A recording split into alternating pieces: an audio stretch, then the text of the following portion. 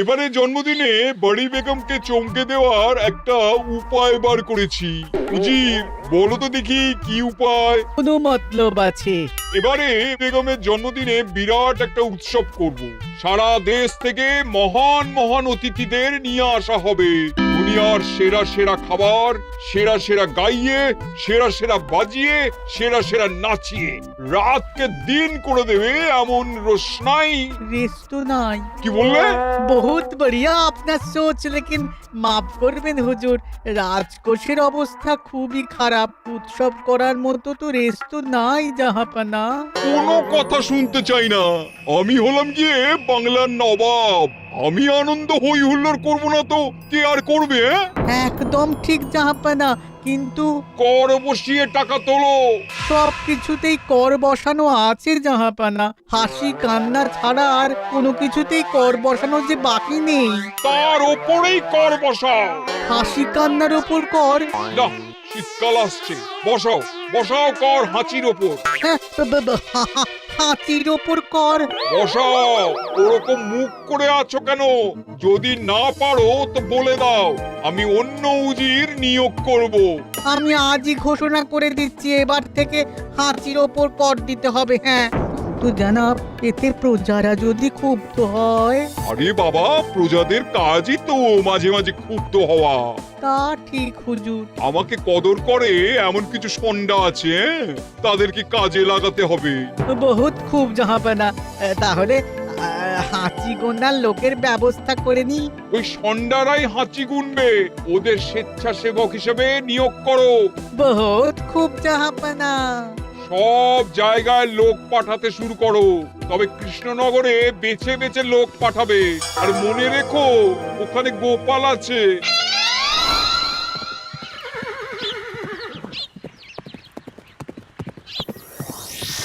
সব জায়গায় কর আদায়কারী পাঠিয়ে দেওয়া হয়েছে জাহাপানা। আপনার কথা মতো তাদের বলে দেওয়া হয়েছে যে আদায় হওয়া করের 10% তাদের বেতন হিসেবে দেওয়া হবে। সুতরাং কর আদায়ে কোনো ঢিলেমি হবে না। বহুত আচ্ছা, বহুত আচ্ছা।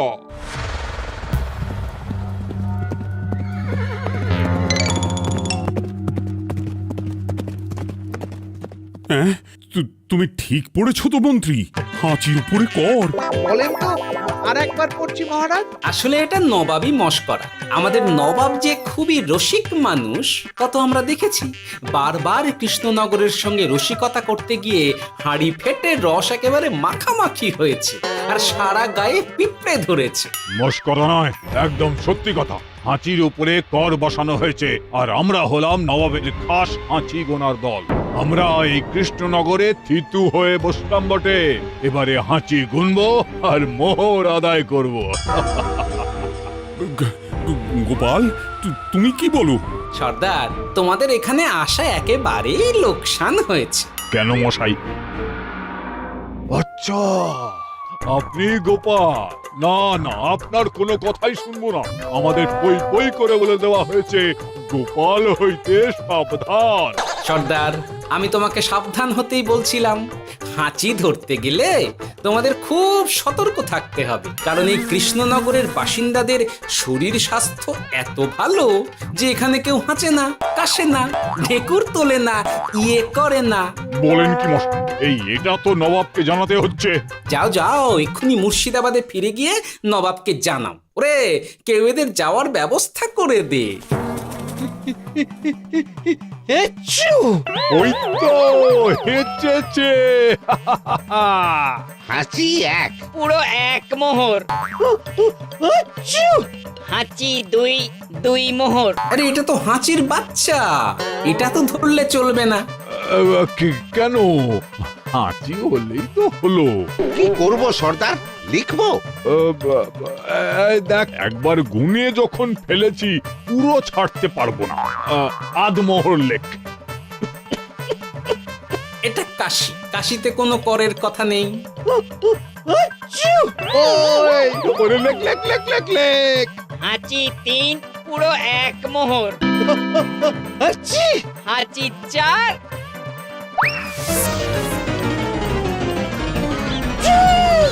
হাঁচি 5, লেখো। হাঁচি 6।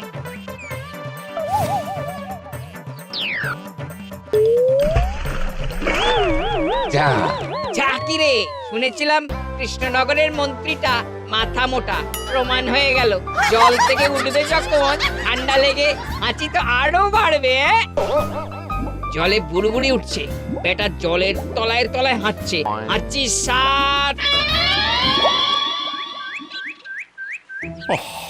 এখনো তো ফিরলো না, বেলা গড়িয়ে দুপুর হয়ে গেল। ভাববেন না রাজামশাই, আমরা যারা যারা এখানে এসেছি সবাই ধড়িবাজ লোক। মন্ত্রীর হাঁচি নিংড়ে নিয়ে ফিরবে। ছি ছি ছি ছি ছি ছি ছি ছি ছি। কি হলো গোপাল? আমরা কৃষ্ণনগরের প্রবাদ প্রতিম আতিথেয়তার অসম্মান করেছি মহারাজ। কেন? কিভাবে? কখন? এখন মহারাজ, এখন এনারা সেই সুদূর মুর্শিদাবাদ থেকে এসেছেন, আর আমরা এতক্ষণ শুধু অন্য কথাই বলে চলেছি, এনাদের আপ্যায়নের ব্যবস্থা করিনি। তাই তো। মহারাজ, আপনি ব্যস্ত হবেন না। এই কে আছো? শোনো, এদের রাজ অতিথিশালাতে থাকার বিশেষ ব্যবস্থা করো। এদের খাবার যাবে মহারাজের পাকশাল থেকে। এদের সব সুবিধে অসুবিধে দেখার জন্য দাস দাসী নিযুক্ত থাকবে। এই চলো হে চলো। আরে দাঁড়াও সর্দার, হ্যাঁ বলুন। তোমাদের তো আবার গোপালের কথা শোনা বারণ। আমার ব্যবস্থায় বোধহয় তোমরা থাকবে না। বাদ দিন তো, আসলে ভয় ছিল আপনার বুদ্ধিকে, আর ভয় নেই। কেমন আগু পিছু বিচার না করেই বলে ফেললেন এখানে কেউ হাঁচে না।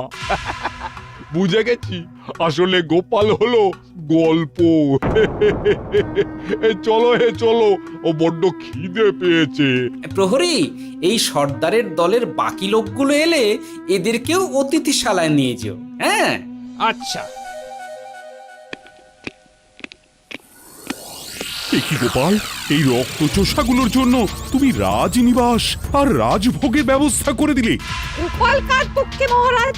এতক্ষণ গোপালের সব কাজ তো কৃষ্ণনগরের বিপক্ষে গেল। বটেই তো, আমি মনে মনে গণনা করে দেখলাম গোপালের শুল যোগ শুরু হয়েছে। আগামী 1 যুগ ধরে গোপাল যেখানে থাকবে সেখানে রাহুর প্রকোপে দুঃখ দারিদ্র মহামারী একসঙ্গে এসে ধরা পড়বে। মহারাজ, গোপাল কখনো কৃষ্ণনগরের খারাপ ভাবেনি। সে যখন ওই রক্তচোষাদের রাজভোগে রাখার ব্যবস্থা করেছে, তখন বুঝতে হবে এর মধ্যে একটা ঘোরতর পেঁচ আছে। গোপালই তাহলে বলুক কি পেঁচ। মহারাজ, মানুষ বিলাসের সুযোগ পেলে কাজ ভুলে বিলাসেই ডুবে থাকে। কত সম্রাট মহাসম্রাট বিলাসিতায় ডুবে কত সাম্রাজ্য মহাসাম্রাজ্য ভেঙে টুকরো করেছে। এরা তো নবাবের পাঠানো কিছু মূর্খ বালক মাত্র মহারাজ। এদের রাজভোগে ডুবিয়ে দিলে হাঁচির কথা কি এদের মনে থাকবে?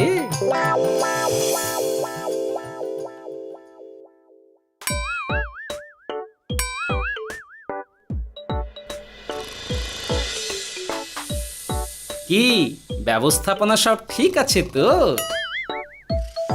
হ্যাঁ হ্যাঁ, খাসা ব্যবস্থা হয়েছে। আপনারা আমাদের অতিথি বলে কথা, আরাম করুন।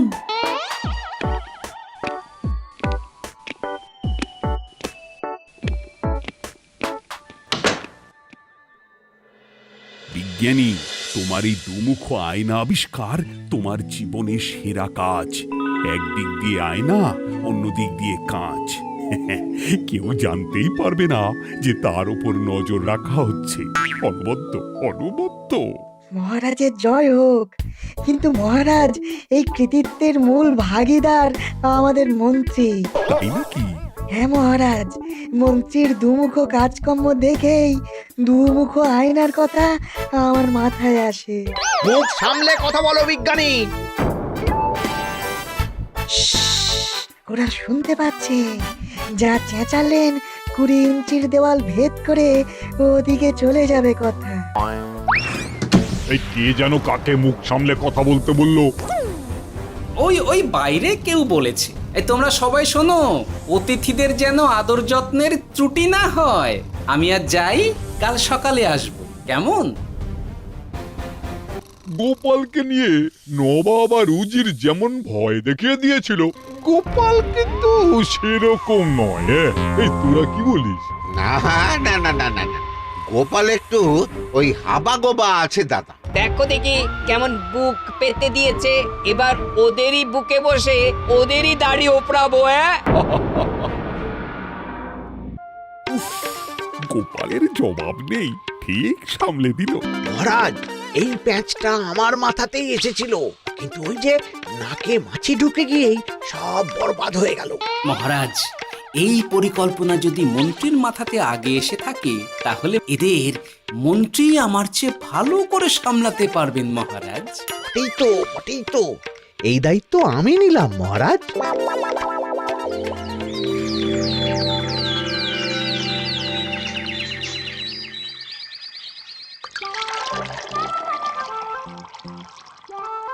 আহা, সকালে ঘুম থেকে উঠে এই রকম বেলের পানা যেন স্বর্গের অমৃত। আছে আছে, আরো আছে। পানীয়, খাদ্য, আরাম, আয়েশ, যত চাও তত পাবে। এ কি, আপনি গোপাল কোথায়? মহারাজ বিবেচনা করে দেখেছেন যে মহামান্য অতিথিদের পরিচর্যার ভার গোপালের মতো একজন ভাঁড়ের পক্ষে বহন করা সম্ভব নয়, তাই এই দায়িত্ব আমাকে দেওয়া হয়েছে। কিন্তু কোনো কিন্তু নেই সর্দার, আমি যে খানা পিনা নাচা গানা আমোদ আহ্লাদের ব্যবস্থা করেছি দেখে তুমি চমকে যাবে। দেখা নয় বিজ্ঞানী, এবার শুধু কাজের সময়। কাল মন্ত্রীর উপর ওদের ভার ছেড়ে দিয়ে কৃষ্ণনগরের যে সর্বনাশটি করেছো, কোনো কাজ করে আর সেটিকে সামলানো যাবে না। হ্যাঁ, আহা, তোমার দেখছি মন্ত্রীর উপরে একটুও আস্থা নেই। ঠিক কি প্যাচ করছো বলো তো? প্যাচের কথা পরে হবে, তোমাকে যত তাড়াতাড়ি সম্ভব হাঁচির ওষুধ আবিষ্কার করতে হবে। হাঁচির ওষুধ? হ্যাঁ, হাঁচির ওষুধ। ওভাবে দেখছো কি বন্ধু, তোমাদের কাজের সব দায়িত্ব এখন আমার কাঁধে। তোমরা আমোদ করবে আর আমি কর আদায় করে তোমার হাতে এনে তুলে দেব। সর্দার, এর মধ্যে একটা চাল আছে মনে হচ্ছে। কি আর আমি বুঝিনি। এখন কি করবে? বিশ্বাস করে আদায় উসুলের ভার এর উপরে ছেড়ে দেবে? পাগল নাকি? মন্ত্রী মশাই, বলো বন্ধু। বলছিলাম আর দেরিতে কাজ কি?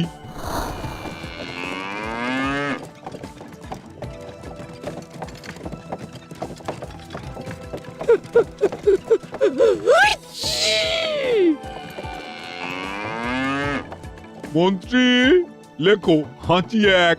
ওহে, তোমার নাম কি? মন্ত্রেশ্বর হুজুরি আগে। লিখুন মন্ত্রী মশাই, নাম লিখুন। ওহে মন্তেশ্বর, হাঁচি কর, এক মোহর ছাড়ো দেখিনি। হাঁচি দুই। আরে যাও, দৌড়ে গিয়ে দু মোহর আদায় করে আনো। ওরে, তোরা সব কৃষ্ণনগরের কোণে কোণে ছড়িয়ে পড় দেখি, একটা হাঁচিও যেন বাদ না পড়ে। হ্যাঁ,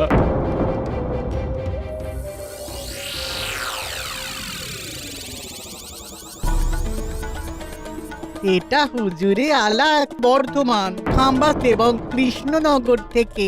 চমৎকার চমৎকার, তাহলে গোপাল কিছু করতে পারেনি। আমাদের যুব শক্তি কৃষ্ণনগরকে পুরো নিংড়ে নিয়ে আসছে। মহারাজ কৃষ্ণচন্দ্রের একটা আবেদন আছে জানাব। এই হাঁচি করের 30% যদি ওই রাজ্যকে দেওয়া যায় তাহলে আদায় উসুল আরো ভালো হবে। ওরা বলেছে যে আপনি যদি 30% দেন তাহলে কর আদায় একেবারে জান লড়িয়ে দেবে। মঞ্জুর মঞ্জুর। আর একটা আর্জি আছে হুজুর, কৃষ্ণচন্দ্র কদিন বাদে নবাবকে কৃষ্ণনগরে আমন্ত্রণ জানিয়েছে। কেন? কৃষ্ণনগরের নবাব এবং তার উন্নয়ন উপলক্ষে এক মহোৎসব হবে। সেই সঙ্গে শহরে থাকা ইংরেজদের কাছেও নবাবের সৈন্য বলের এবং নবাব ও কৃষ্ণনগরের মধ্যে পারস্পরিক ভ্রাতৃত্বের সম্পর্কের বার্তাও পৌঁছে দেয়া যাবে। নবাবের অধীনস্থ রাজারা নবাবের শত্রু, এই রকম একটা ধারণা থেকে ইংরেজরা ইদানিং বেপরোয়া হয়ে উঠেছে, তাতে লাগাম উঠবে। বহুত খুব, মঞ্জুর মঞ্জুর মঞ্জুর।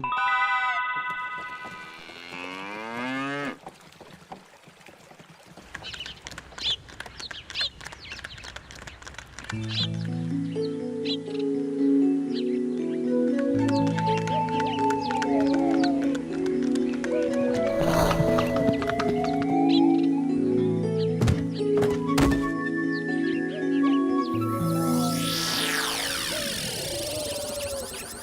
ব্যাপার গোপাল? জাহাপনা বলুন, কি খিদমত করব? আমি যা বলবো তাই করবে। অবশ্যই জাহাপনা। क्या बात উজির, তুমি সাক্ষী, মহারাজ কৃষ্ণচন্দ্র আপনিও সাক্ষী। গোপাল আমাকে কথা দিয়েছে আমি যা চাইবো তাই করবে। গোপাল, তুমি আমার সঙ্গে মুর্শিদাবাদ যাবে। এখন থেকে আমার দরবারের বিদূষক হিসেবে থাকবে, কেমন? ওরে ওরে ওরে ওরে ওরে তোরা বাজনা বাজা। এখন থেকে গোপাল আর কৃষ্ণনগরের নয়, গোপাল মুর্শিদাবাদের। চলছে বাজা।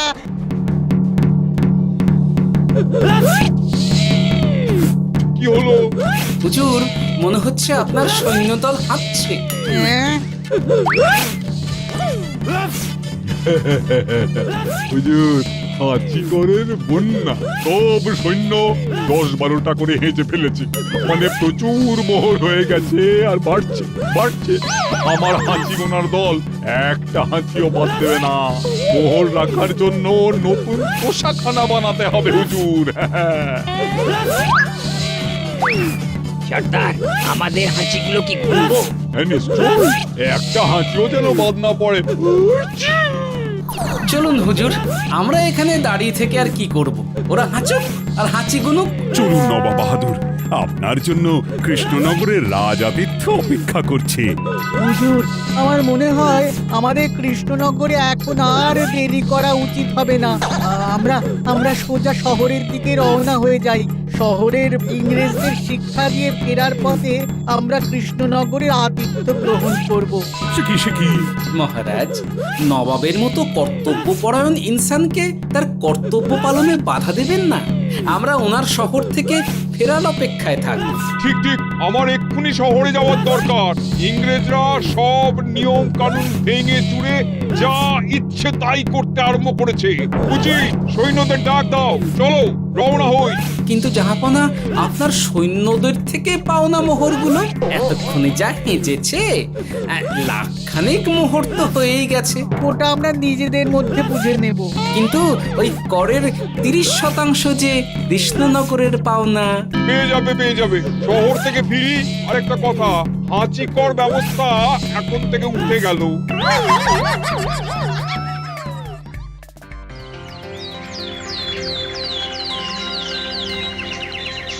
মহারাজ, কিভাবে গোপাল ভাঁড় মহাশয় নবাবের উন্মাদের মতো জারি করা ওই হাঁচিকর থেকে আমাদের সকলকে রক্ষা করেছেন তা আমরা সকলেই জানি। খাম্বাজের তরফ থেকে তাই গোপালকে সামান্য উপহার।